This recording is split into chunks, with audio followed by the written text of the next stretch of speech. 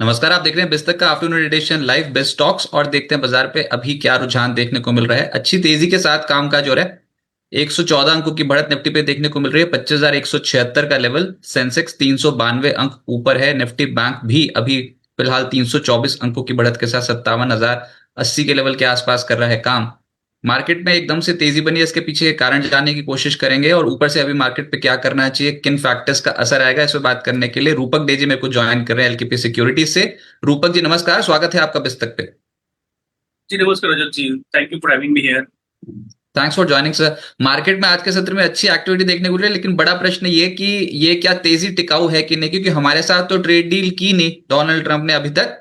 अगस्त में एक नया डेलीगेशन भेजेंगे और उसके बाद बातचीत होगी छठे राउंड की और उसके बाद कुछ फैसला होना होगा तो होगा, लेकिन जापान के साथ कर लिया। आज सबसे बड़ी खबर जो एशियाई मार्केट को एकदम से अट्रैक्टिव बना गई वो थी कि यूएस और जापान के बीच में ट्रेड डील हो गई। जापान के ऊपर टैरिफ लादे हैं 15% के, और ये जो पिछली बार उन्होंने बोला था उससे कम टैरिफ लादे गए हैं। और 55,000 करोड़ यूएस डॉलर का निवेश जापान जो है वो यूएस में करेगा, और उसमें से जो मुनाफा होगा उसका 90% यूएस को जाएगा। तो सब कुछ बढ़िया बढ़िया कर लिया डोनाल्ड ट्रंप ने। अच्छा, ट्रक्स और कार्स के लिए भी जापानीज मार्केट को ओपन कर दिया यूएस ने, और चावल समेत अन्य एग्री प्रोडक्ट्स के लिए भी जापान अपने बाजार यूएस के लिए खोल देगा। ये सारी खबरें थी। निके 3.5% से ज्यादा की छलांग निके पे देखने को मिल रही है। सबसे तेज आज के सत्र में एक्टिविटी निके पे है। मैं ऐसा करता हूं सर, हमको तो अपने मार्केट से मतलब है, तो निफ्टी बता दो पहले। 25,182 के लेवल पे पहुंच चुके हैं, ये है चार्ट स्क्रीन पे। और अभी आपको मार्केट कैसे लग रही है और क्या ये तेजी अभी और बढ़ेगी या फिर यहां से ही चपत लगेगी? जी यहाँ से जो रिसेंट जो लो बनाया था निफ्टी 24,900 के आसपास, वो एक इंपॉर्टेंट लेवल था। 61.8% रिट्रेसमेंट लेवल था। प्रीवियस जो रैली हुआ था उसका फिबोनाची रिट्रेसमेंट लेवल था अराउंड 24,920। तो वहां से एक सपोर्ट लेके निफ्टी रैली दिया। उसके बाद निफ्टी को रेजिस्टेंस मिला अराउंड 25,200, जहां पे निफ्टी का 21 ईएमए प्लेस्ड है। तो अभी फिलहाल मुझे लगता है सेंटिमेंट तो डेफिनेटली पॉजिटिव लग रहा है, बट मोमेंटम इंडिकेटर भी पॉजिटिव सेंटिमेंट इंडिकेट कर रहा है, तो बाकी सब कुछ तो पॉजिटिव ही है। हाँ, डेफिनेटली यूएस की तरफ से न्यूज आते जाते रहेंगे। जो हार्ड डेडलाइन है 1 अगस्त, उसके बियॉन्ड भी डिस्कशन चल सकता है, उसके बियॉन्ड भी डील्स हो सकता है। तो वो तो आते रहेंगे, उसके हिसाब से मार्केट भी चलते रहेंगे। तो फिलहाल अगर टेक्निकल पे फोकस करें तो 25,200 का रेजिस्टेंस है। 25,200 260 का एक रेजिस्टेंस जोन है। 25,260 के ऊपर सस्टेन करता है या डिसाइसिव ब्रेकआउट देता है, उसके बाद एक सिग्निफिकेंट रैली अप साइड में देखने को मिल सकता है। और फिलहाल फॉर द टाइम भी मुझे लगता है 24,900 वेरी क्रूशियल सपोर्ट के तौर पे काम करेगा।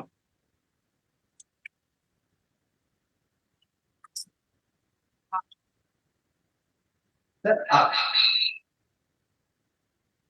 आपको कौन से सेक्टर बहुत अच्छे लगे और कौन सी कॉपरेशन यहाँ पर आप लोगों को एडवाइस करें, खरीदारी करें?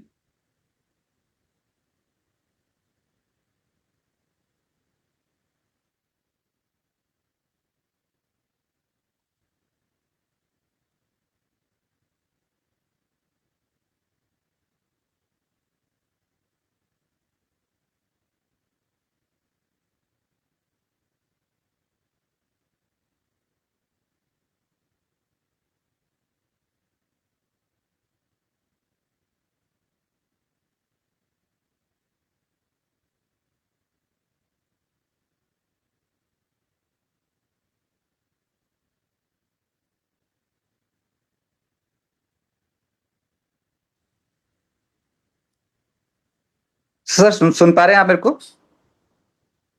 जी हाँ, सुन पा रहा हूँ।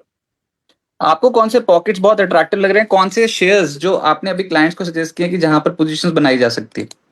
ये अभी बहुत सारे स्टॉक्स में सिर्फ मूवमेंट देखने को मिल रहा है। वैसे तो मुझे नेगेटिव लग रहा है रियल्टी सेक्टर और एफएमसीजी सेक्टर, उसमें थोड़ा दूर रह रहा हूँ। इवन आईटी सेक्टर से भी थोड़ा बहुत sideways to bearish momentum expected है। पर मेरा ध्यान अभी भी कंटिन्यूड है private sector, bank, financial services stocks. तो जैसे एंजल वन हो गया, फिर मनप्पुरम फाइनेंस हो गया, ये सब सारे स्टॉक अच्छे लग रहे हैं। अभी जेएम फाइनेंशियल अच्छा लग रहा था, और डिक्सन, ये सब सारे स्टॉक अच्छा लग रहा है। एक और स्टॉक है वो है नावा, वो भी अच्छा लग रहा है, ब्रेकआउट सिग्निफिकेंट ब्रेकआउट दिया है स्टॉक ने। सर एक आपका टेक चाहिए ऑटो स्टॉक्स के ऊपर। आज जापानीज मार्केट पे ऑटो स्टॉक्स बहुत बहुत तेज चले हैं। आपकी राय ऑटो स्टॉक्स पे, इंडियन मार्केट्स पे, ये Tata Motors, M Maruti Suzuki, ये सब स्टॉक्स अभी आपको कैसे लग रहे हैं? जी, मोस्टली मुझे ऑटो स्टॉक्स अच्छा लग रहा है, लेकिन स्टॉक स्पेसिफिक अगर मोमेंटम एक्सपेक्टेड है, जैसे मारुति ने एक डाउनवर्ड कंसोलिडेशन एक ब्रेकआउट दिया। टाटा मोटर अभी भी स्ट्रगल कर रहा है, लेकिन मारुति जैसा स्टॉक, अशोक लेलैंड, एम ये सारे स्टॉक मुझे अच्छा लग रहा है। तो सारे स्टॉक में मोरलेस मोमेंटम ब्रेकआउट है, यहाँ से अपसाइड एक्सपेक्टेड है।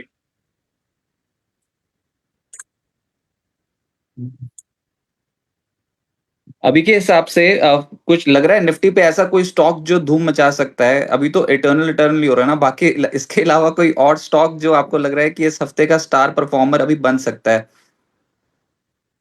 मुझे यूपीएल बहुत अच्छा लग रहा है। यूपीएल मुझे अच्छा लग रहा है क्योंकि इसने एक cup and handle pattern breakout दिया डेली चार्ट पे, और उसके ऊपर डेली चार्ट में तो ये इसका आरएसआई भी cup and handle pattern breakout दिया, तो स्टॉक बहुत स्ट्रांग लग रहा है। पर यहाँ से 770 तक जा सकता है। नीचे एक स्टॉप लॉस मेंटेन करना होगा 694 का। सर एनबीएफसी पॉकेट में या फिर फाइनेंशियल स्टॉक्स पे कुछ एक्शन बढ़ता हुआ नजर आएगा क्या? आपके रडार पर कोई स्टॉक्स हैं? हमने पिछले कुछ दिनों में देखा बजाज फाइनेंस, एल&टी फाइनेंस जैसे जो स्टॉक्स है वो थोड़े आउटशाइन करते हुए नजर आए हैं। तो मुझे लगता है एचडीएफसी, सॉरी,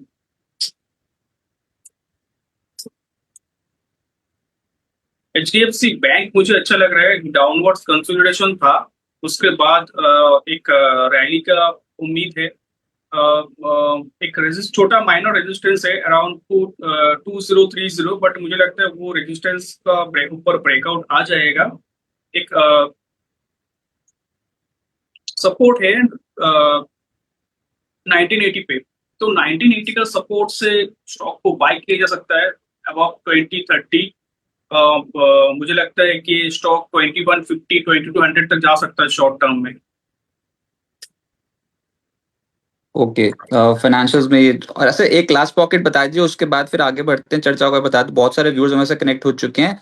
अभी के हिसाब से ये सीमेंट स्टॉक्स कैसे लग रहे हैं? पिछले कुछ दिनों में बहुत ही अच्छी एक्टिविटी देखने को मिली है, क्या अब थोड़ा एग्जॉशन देखने को मिलेगा? सीमेंट स्टॉक्स थक जाएंगे या फिर यहाँ से भी और तेजी देखने को मिलेगी? देखिए, सिविल्स पैक में भी स्टॉक स्पेसिफिक एक्शन देखने को मिल सकता है, जैसे कि अंबुजा सीमेंट मुझे अच्छा लग रहा है, इसका चार्ट बहुत सॉलिड लग रहा है। रैंको सीमेंट अच्छा लग रहा है, लेकिन on the other hand ACC मुझे थोड़ा बहुत और कंसोलिडेशन पैटर्न जो है वो कंटिन्यू रहेगा, ऐसा मुझे लग रहा है। तो स्टॉक स्पेसिफिक एक्शन देखने को मिल सकता है, चार्ट सबका अलग अलग है, तो वैसा ही मूवमेंट एक्सपेक्टेड है। मतलब कि मिला जुला जहां देखने को मिलेगा। कुछ बजिंग स्टॉक्स के ऊपर एक बार कमेंट कर दीजिए आज जो सबसे तेज चलने वाले स्टॉक्स उस पे। सबसे पहला है बॉम्बे डाइंग और एलगी इक्विपमेंट, दोनों में से बेहतर कौन, या फिर दोनों ही तेज एलगी हो चुके हैं तो फिर? एलगी मुझे बहुत अच्छा लग रहा है। एलगी एक्चुअली स्ट्रॉन्ग ब्रेकआउट दिया, इंपॉर्टेंट मूविंग एवरेज के ऊपर कंटिन्यू सस्टेन करते हुए दिख रहा था ऑलरेडी।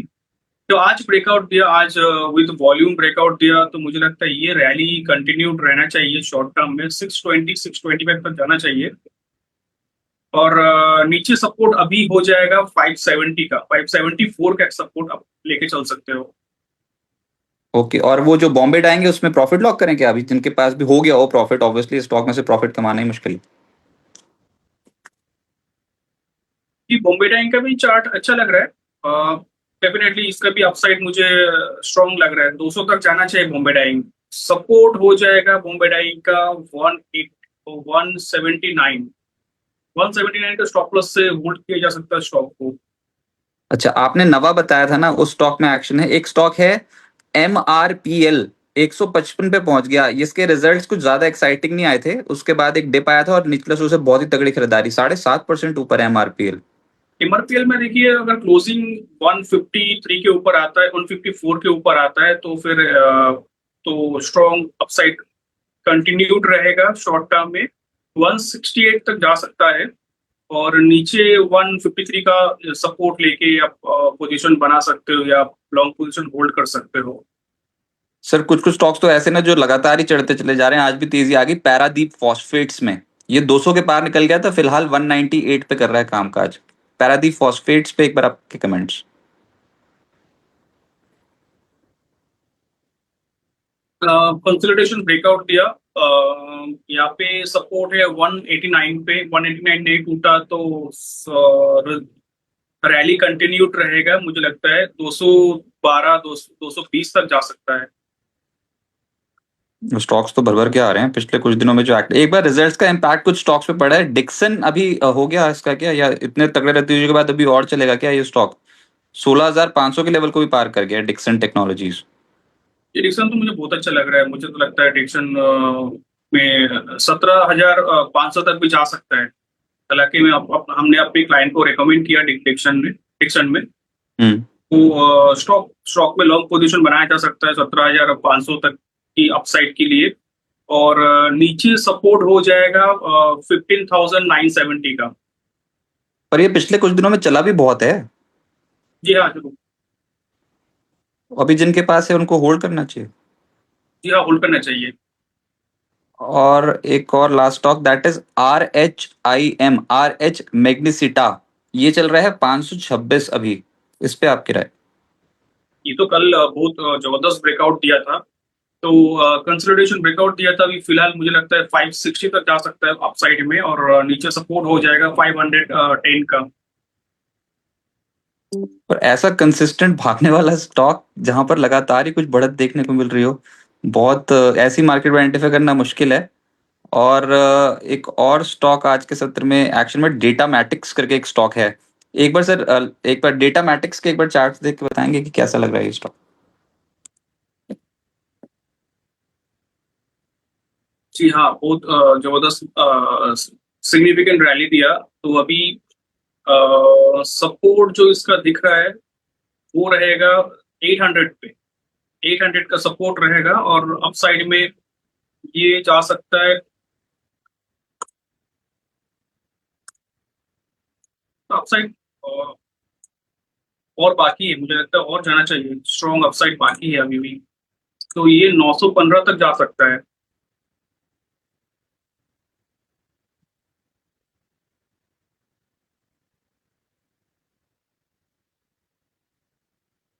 मैंने सारे बढ़ने वाले स्टॉक्स आपसे दनादन पूछ लिए थे इसी बीच। और उसके बाद अब जो है वो व्यूअर क्वेरीज की ओर बढ़ते हैं, क्योंकि बहुत सारे व्यूअर्स जो हमारे साथ लाइंड अप है। आप सभी का ही बहुत बहुत शुक्रिया आप इस तक को अपना समय देने के लिए, और उम्मीद करता हूँ आपकी ट्रेडिंग जर्नी जो होगी वो प्रॉफिटेबल होगी। हमारे साथ रूपक डेजी इस समय मौजूद हैं, और वो बताएंगे आपको कि आपको अपने शेयर्स पे क्या करना है। और मार्केट तो खैर मिला जुला रुझान शो कर रही है, लेकिन हाँ कुछ कुछ एक्शन वाले स्टॉक्स अभी डिस्कस कर लिए गए हैं। और ये सब मिड कैप स्टॉक्स हैं ज्यादातर, जहां पर आज के सत्र में एक्शन जो है वो सॉलिड बनता हुआ नजर आ रहा है। सवाल जो आपके ऊपर चलते हैं, और पहला सवाल रूपक जी जो है वो है मंदार जी का। वो बोल रहे हैं निफ्टी की इनके पास 25 150 की कॉल है। अभी तक तो कल तक तो 25 100 की थी मंदार जी। 25 150 की कॉल, वो भी 65 रुपए में ले रखी है, और अभी वो पूछ रहे हैं कि इस पे क्या करना चाहिए। मेरे हिसाब से तो आज के दिन में थोड़ी बहुत तो कितने की चल रही है सर? 25 150 की कॉल, ये थोड़ी बहुत तो प्रॉफिट में आई होगी।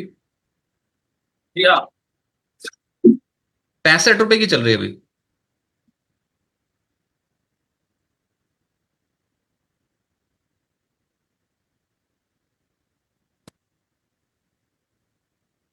बड़ी बड़ी बात यह है कि वो बोल रहे थे कि क्या करें कल तक, क्या ये तेजी अभी और बढ़ेगी या फिर यहीं पर ही बेच दें अभी ये कॉल?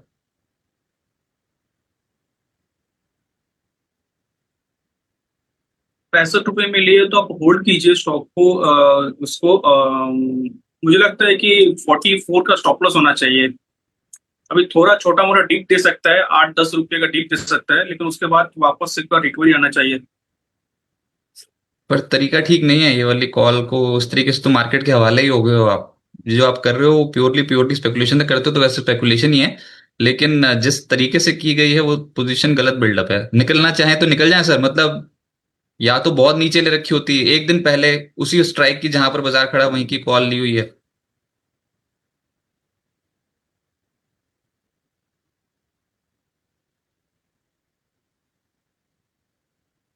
होल्ड कर सकते हो अभी।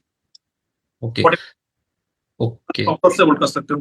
और विजय कुमार जी बोल रहे हैं आईटीसी होटल्स आपको कैसा लग रहा है लॉन्ग टर्म के लिए, क्या वो और ऐड कर सकते हैं आईटीसी होटल्स? जी हाँ, ऐड कर सकते हो। ऐड ऑन डिप करना चाहिए आईटीसी होटल, मुझे बहुत बढ़िया लग रहा है, इसका लॉन्ग टर्म चार्ट भी बढ़िया है। तो डिप में तो ऐड करना बेहतर रहेगा। 235 तक आ सकता है नीचे, वहां तक एक बार ऐड करना चाहिए। और 224 का स्टॉप लॉस होना चाहिए। अपसाइड में रैली में मुझे लगता है 300 तक भी जा सकता है, थोड़ा टाइम लग सकता है लेकिन 300 तक भी जा सकता है। ओके, फिर है एक RR Kabel, fresh buying levels for long term पूछ रहे हैं। जी, आरआर केबल का fresh buying level, current level ही फ्रेश बाइंग लेवल रहेगा। स्टॉप लॉस रहेगा 1414, 1414 का स्टॉप लॉस रहेगा। अप साइड में 1550, 1600 तक जा सकता है। ओके, फिर एक और स्टॉक है दैट इज रैडिको, 2440 पे ले रखे हैं, और ऐड करने के लेवल्स कौन से हैं? ऐड कर सकते हो आप, छोटा मोटा डिप मिले 2670, 2680 का आसपास आता है तो डिप में ऐड कर सकते हो। 2650 का स्टॉप लॉस रखिएगा, और अपसाइड में 2800 तक जा सकता है। ओके, ये सर लिकर स्टॉक्स अभी कैसे लग रहे हैं, क्योंकि कल इम्पैक्ट तो पड़ेगा तगड़ा ऐसा लग रहा है, ये यूके के साथ फ्री ट्रेड एग्रीमेंट करने जा रहा है ना भारत, तो उसका इम्पैक्ट हो सकता है लिकर इंडस्ट्री के स्टॉक्स पे पड़ जाए। अभी ये यूनाइटेड स्पिरिट्स, रैडिको, ये सब स्टॉक्स कैसे लग रहे हैं यूबीएल? यूनाइटेड स्पिरिट तो स्पेसिफिकली बहुत नेगेटिव लग रहा है वो मुझे। अगर रेडिको केतन की बात करें, रेडिको केतन पॉजिटिव लग रहा है। चार्ट में अभी भी स्ट्रेंथ है और फर्दर अपसाइड की पॉसिबिलिटी लग रहा है। 2800 एक छोटा डिप आ सकता है, डिप आने के बाद 2800, उसके बाद 3000 तक भी जा सकता है। ओके, उसके बाद है ओलेक्ट्रा और पराग मिल्क, अनिल अनेजा जी का प्रश्न है। ओलेक्ट्रा पॉजिटिव लग रहा है। ओलेक्ट्रा ने एक तो ब्रेकआउट दिया, फिलहाल एक रेजिस्टेंस है ओलेक्ट्रा का अराउंड 1340, 1335 का रेजिस्टेंस है। उस रेजिस्टेंस के ऊपर सस्टेन करता है तो further rally towards 1450 looks possible. और स्टॉप लॉस हो जाएगा अभी 1270 का। ओके, फिर है पराग मिल्क, इसके ऊपर आपकी राय?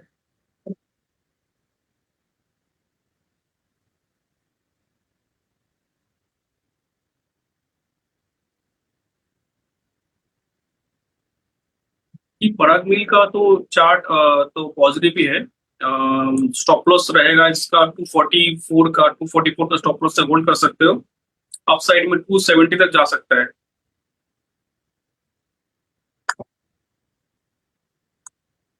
और जेएम फाइनेंशियल के ऊपर आपकी राय?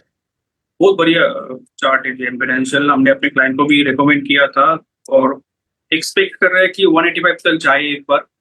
और फर्दर अपसाइड भी का भी पॉसिबिलिटी लग रहा है मुझे। तो स्टॉक को होल्ड किया जा सकता है with stop loss of 174, upside में 185, 195 तक जा सकता है। आज सुबह से ही बहुत ज्यादा टेक्निकल ग्लिच हो रहा है, दिक्कत में हूँ मैं। ये नोएडा में आपके वहाँ बारिश हो रही है क्या? हाँ जी हाँ, बारिश हो रहा है। यहाँ पर ज्यादा हो रहा है सर, बहुत बुरी कंडीशन है। ठीक। चलिए कोई नहीं, देखते हैं। सर एक स्टॉक है सिरमा एसजीएस, इसके ऊपर आपकी राय? फिर से कनेक्ट करने की कोशिश करें, सिरमा एसजीएस। जी, सिनेमा तो और ब्रेकआउट के लिए नहीं, किस लेवल पे ले सकते हैं, कहाँ तक के टारगेट्स? जी 690 का स्टॉप लॉस होना चाहिए। 690 का स्टॉप लॉस से होल्ड करना चाहिए, बाई कर सकते हो। मुझे लगता है 750 तक जा सकता है।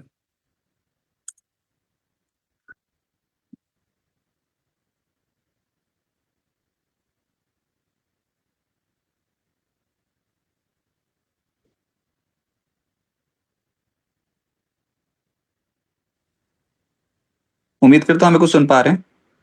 जी, अभी अभी सुन पाया। सर ये इन्फोसिस के रिजल्ट से पहले अभी आपको ये आईटी स्टॉक्स में कुछ हलचल दिख रही है क्या? इन्फोसिस के रिजल्ट्स आने वाले हैं और अभी तक तो सेक्टर ह्यूजली अंडर परफॉर्म कर रहा है। एक तो इन्फोसिस पे आपकी राय? जी,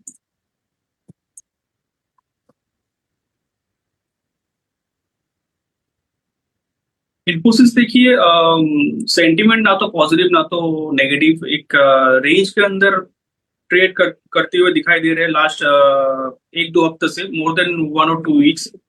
तो अभी जब तक उस रेंज के अंदर रहेगा, let's say range is 1600 and 1570, उस रेंज के अंदर, छोटा रेंज है 30 पॉइंट का रेंज, सॉरी मैं गलत चार्ट देख रहा था, वेरी वेरी सॉरी।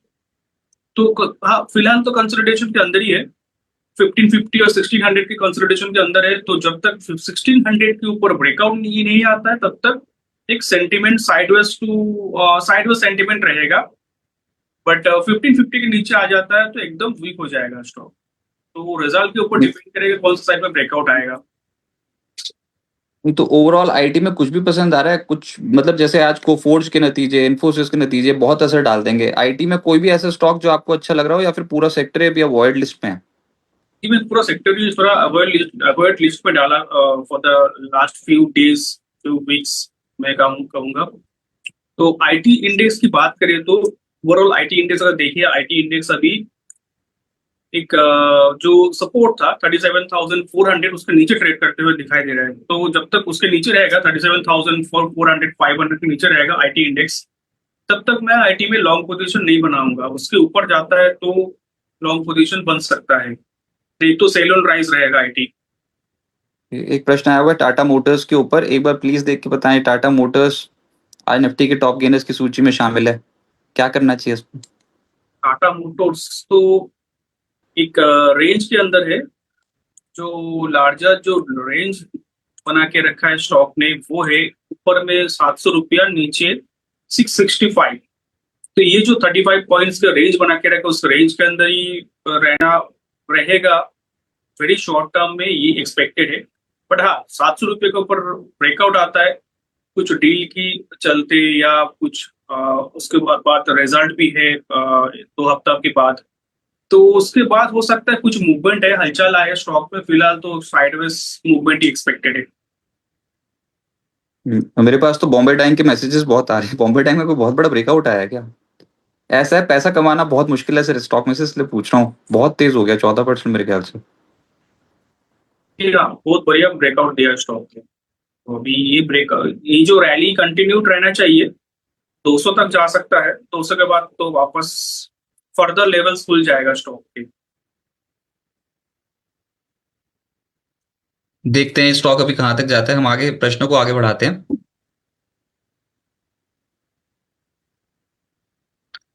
कोलगेट नतीजे हैं, मनीषा जी बोल रही हैं कि 70 शेयर्स हैं और at the rate of 2460 loss ज्यादा है, अभी क्या करना चाहिए कोलगेट पे? कोलगेट से मुझे लगता है अगर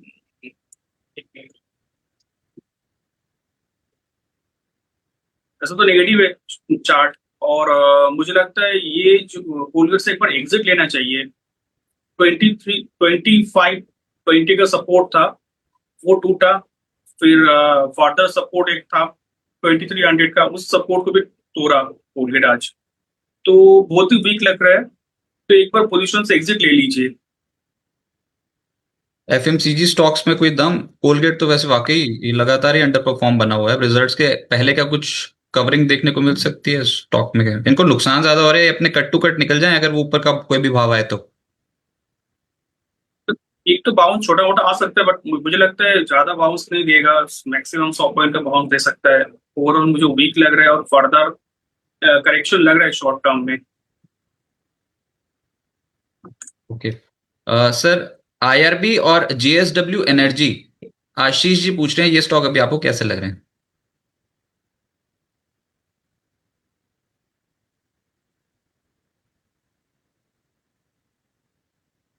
आईआरबी तो इस पे कोई ट्रेंड नहीं है, एकदम साइडवेज पैटर्न में चल रहा है, तो इस पे कोई व्यू है ही नहीं मेरा। और जेएसडब्ल्यू एनर्जी? जेएसडब्ल्यू एनर्जी, इसमें देखिए सेंटीमेंट तो पॉजिटिव है, बट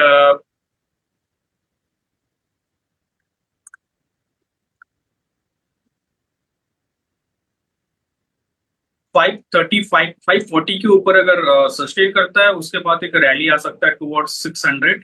और फिलहाल एक कंसोलिडेशन मोड में है, बट इंपॉर्टेंट मूविंग एवरेज को सस्टेन करते हुए दिखाई दे रहा है, तो सेंटीमेंट पॉजिटिव है।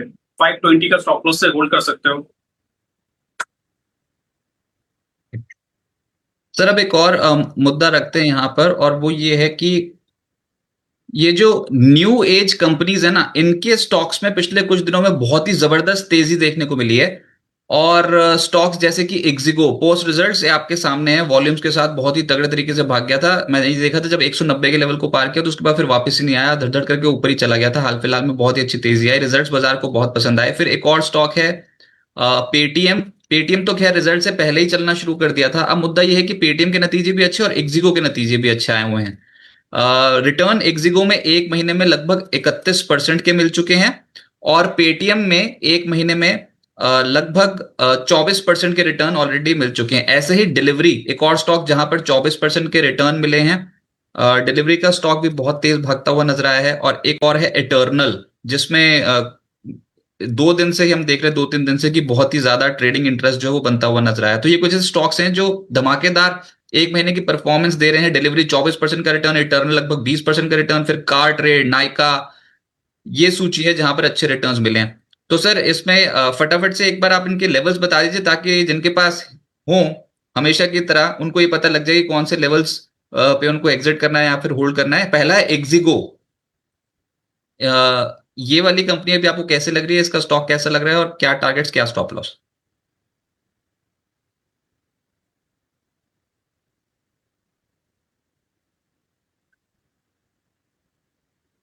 एक देखो मुझे चार्ट पे तो बहुत बढ़िया लग रहा है, बहुत बढ़िया ब्रेकआउट दिया है चार्ट पे। तो यहाँ से कंटिन्यू रह सकता है, अप साइड 240 250 तक जा सकता है, और नीचे 214 की एक स्टॉप लॉस से होल्ड कर सकते हो पोजीशन को। ओके। फिर है पेटीएम। पोस्ट रिजल्ट्स अभी पेटीएम में क्या करना चाहिए? 1063 के लेवल पे पहुंच गया। ये पेटीएम सुबह सुबह वीकनेस दिखा रहा था, लेकिन बाद में इस पे स्ट्रॉन्ग बाइंग आ गया नीचे के लेवल से। और क्लोजिंग अगर 1080 के ऊपर आता है, उसके बाद एक सिग्निफिकेंट रैली कंटिन्यूड हो सकता है टुवर्ड्स 1200। फिर है डिलीवरी। आमतौर पे चर्चा एक कम होती है स्टॉक की, लेकिन कंसिस्टेंट परफॉर्मर है और कंप्लीटली आउटशाइन कर गया है मार्केट में, 440 के लेवल पे पहुंच चुका है। जी हाँ, डिलीवरी पे लगता है पहली बार ऐसा इतना कंसिस्टेंट परफॉर्मेंस दिखाया। तो ये तो सेंटीमेंट डेफिनेटली पॉजिटिव है। और सपोर्ट अभी हो जाएगा 400 रुपया पे, 405 रुपया पे सपोर्ट है, 405 का सपोर्ट से होल्ड कर सकते हो। अपसाइड में 480 तक जा सकता है, 480 के ऊपर फर्दर अपसाइड टुवर्ड्स 520 मुझे लगता है पॉसिबल। और जिसने चौंका दिया वो है इटर्नल जोमैटो। जोमैटो का स्टॉक 2 दिनों में इतना तगड़ा भागा, अब ये 300 के लेवल पे आके थोड़ा रुक गया। इस पे क्या करना चाहिए जोमैटो पे? जेफरीज की कल बाय कॉल आई थी 400 के लक्ष्य के लिए। जी हाँ, जा सकते हैं, जोमेटो में एकदम बढ़िया ब्रेकआउट आया। और यहाँ से तो डेफिनेटली अगर 300 के ऊपर क्लोजिंग, 306 के ऊपर क्लोजिंग आ गया, उसके बाद तो सिग्निफिकेंट रैली 400 तक तो जाना चाहिए। ओके। फिर जो स्टॉक है वो है कार ट्रेड। ये भी कंसिस्टेंट परफॉर्मर है, मेरे ख्याल से लाइफ हाई पे काम कर रहा है।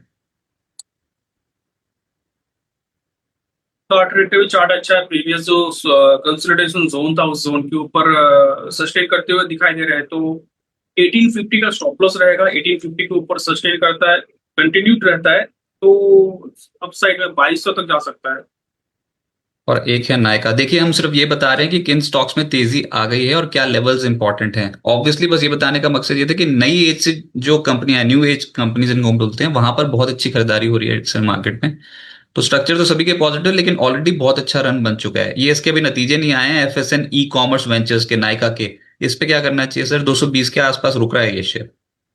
जी हाँ, तो आज का चार्ट तो वीक है, डेफिनेटली एक सेलिंग प्रेशर है हायर एंड साइड। 220 के ऊपर सस्टेन करना पड़ेगा फर्दर अपसाइड के लिए। 220 के ऊपर सस्टेन करता है तो, और मुझे लगता है और 20 रुपया वहां से रैली दे सकता है। और नीचे फिलहाल सपोर्ट है 210 रुपया का। तो 210 का सपोर्ट से होल्ड कर सकते हो, या 220 के ऊपर ऐड कर सकते हो, या पोजीशन एडिशन कर सकते हो होल्डिंग में। है ना सब धमाकेदार शेयर्स जहां पर कुछ एक्शन देखने को मिल रहा है। अच्छा, पर ये सब एक महीने की परफॉर्मेंस है जहां पर आपको बताया कि बहुत अच्छी तेजी बन रही है। हम बाजार में आगे बढ़ते हैं। अनिल नतीजा जी पूछते हैं चेन्नई पेट्रो और जेंसा टेक्नोलॉजीज के शेयर्स अभी आपको कैसे लग रहे हैं?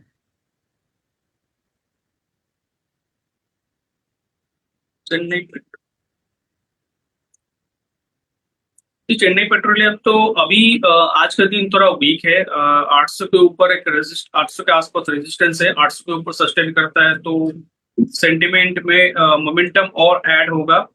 बट अगर थोड़ा लॉन्गर टर्म चार्ट देखें तो उसमें दिखाई दे रहा है कि स्टॉक धीरे धीरे करके ऊपर जा रहा है, higher top higher bottom formation बनाते हुए ऊपर जा रहा है और सपोर्ट हो जाएगा 740 का सपोर्ट से होल्ड कर सकते हैं। और जेंसा टेक?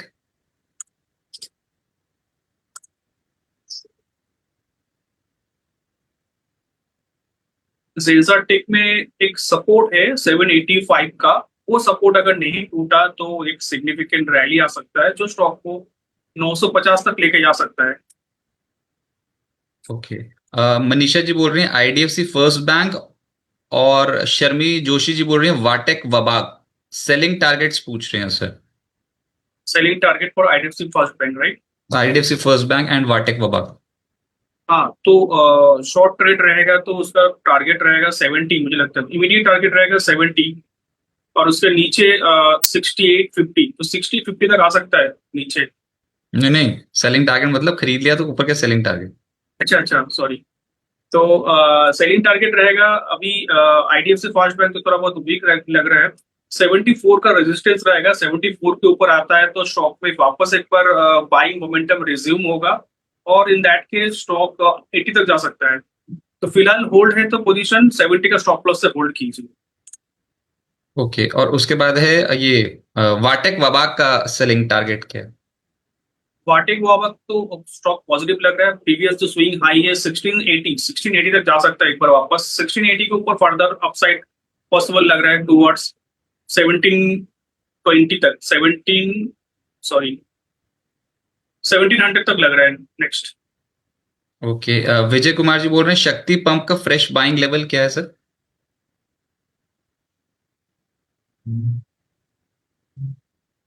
बाइंग लेवल रहेगा मोमेंटम प्ले करने के लिए 931 के ऊपर बाई करना चाहिए। 931 के ऊपर बाई कीजिए और तब जाए तो स्टॉप लॉस रखिए 907 का और अपसाइड में 984 तक जा सकता है।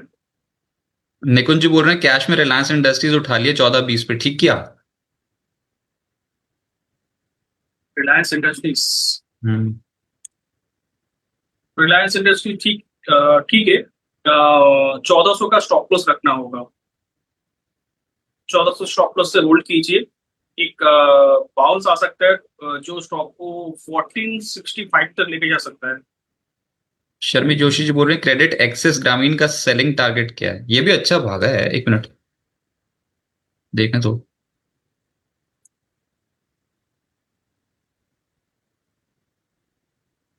ये क्रेडिट एक्सेस ग्रामीण, अरे वाह, इसका सेलिंग टारगेट क्या है सर? इनकी पोजीशन वैसे भी थोड़ी ऊपर की ही होगी। इसका अपसाइड टारगेट होना चाहिए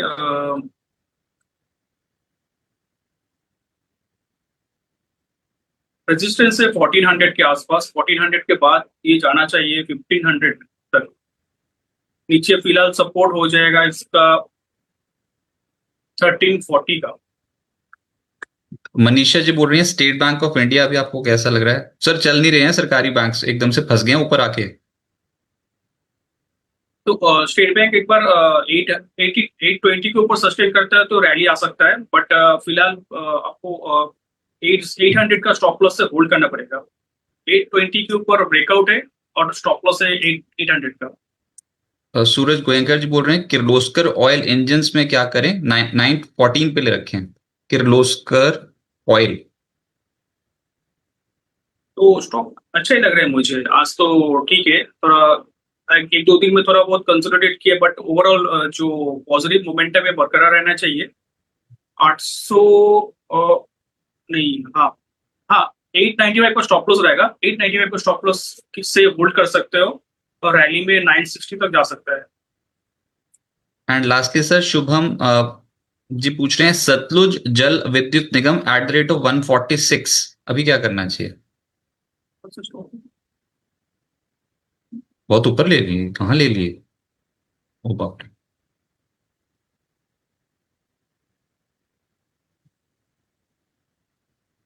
ये रहेगा, ये तो एकदम ट्रेंड नहीं है, साइडवेज पैटर्न में चल रहा है, बट डेफिनेटली एक सपोर्ट तो है, बहुत नजदीक के सपोर्ट है, 97 का सपोर्ट है, 97 का सपोर्ट से होल्ड कीजिए, नहीं टूटा तो 102 रुपये तक जा सकता है, 102 के ऊपर फर्दर रैली। सर बहुत शुक्रिया आपका हमारे साथ जुड़ने के लिए, और कोई डिस्क्लेमर आपकी ओर से? इनमें से कुछ स्टॉक हो सकता है हमने अपने क्लाइंट को भी रिकमेंड किया, बट मेरा कोई पर्सनल होल्डिंग नहीं है। राइट सर, बहुत शुक्रिया आपका हमारे साथ जुड़ने के लिए और मार्केट्स पे अपनी अप्रोच बताने के लिए।